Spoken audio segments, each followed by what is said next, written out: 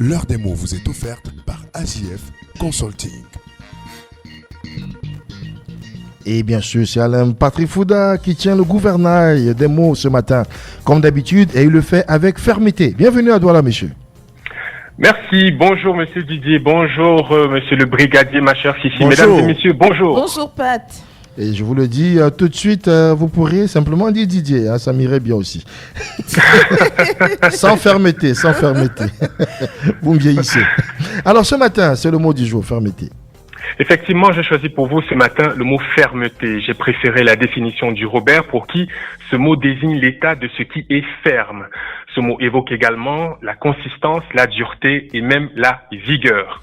La fermeté, c'est sans doute ce dont a fait preuve le roi du Maroc, Mohamed VI, dans sa gestion de l'après-séisme qui a secoué son pays il y a quelques jours. Comme chaque fois qu'une catastrophe naturelle ébranle une nation, les autres se mobilisent pour apporter leur soutien au travers de ce qu'on appelle l'aide humanitaire, laquelle fait suite aux télégrammes officiels de condoléances.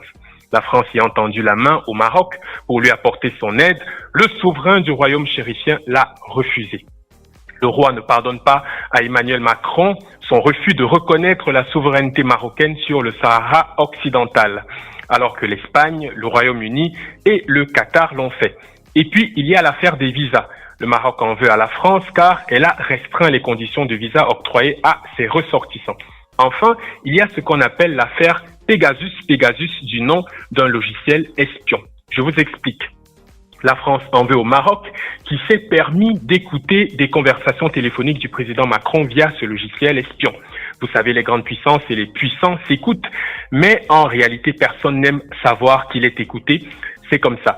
Vous vous souvenez sans doute qu'Angela Merkel avait reproché à Barack Obama d'avoir fait mettre son téléphone sur écoute, chose qu'elle avait reproché au gouvernement américain.